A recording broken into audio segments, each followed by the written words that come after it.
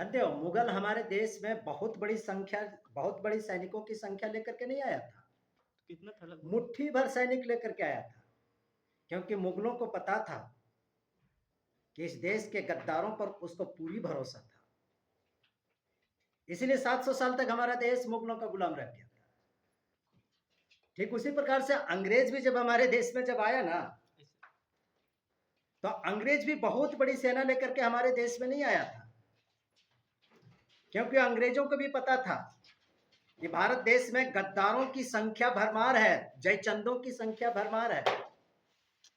उन्हें इस देश की जयचंदों पर पूरी तरह से भरोसा था, इसलिए देश गुलाम बन गया था। और अंग्रेजों के पहले 700 साल तक इसलिए गुलाम रहा था मुगलों का।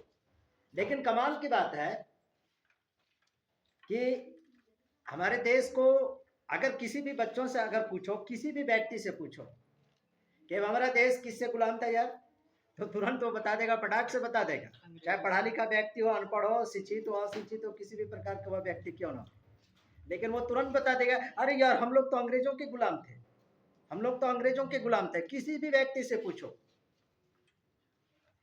हम लोग मुगलों के भी गुलाम थे, ये तो कोई बताएगा ही नहीं।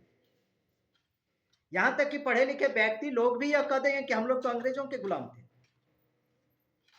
जब 200 साल तक अंग्रेजों ने जब हमारे प्रदेश पर शासन किया, तो उसके लिए गुलामी शब्द का उपयोग किया गया। लेकिन जब 700 साल तक हमारे देश पर हुकूमत चलाया मुगलों ने, तो क्या उसके लिए गुलाम शब्द का प्रयोग नहीं करना चाहिए था इतिहासकारों के द्वारा? इसलिए हमारे देश में ये अपीजमेंट की जो तौर तरीका है, अपीजमेंट की ये जो नीति है, ये जो रणनीति है ना, वर्षों से चला आ रहा है। ये कम्युनिस्ट इतिहासकारों की ये सारे की सारी देन है।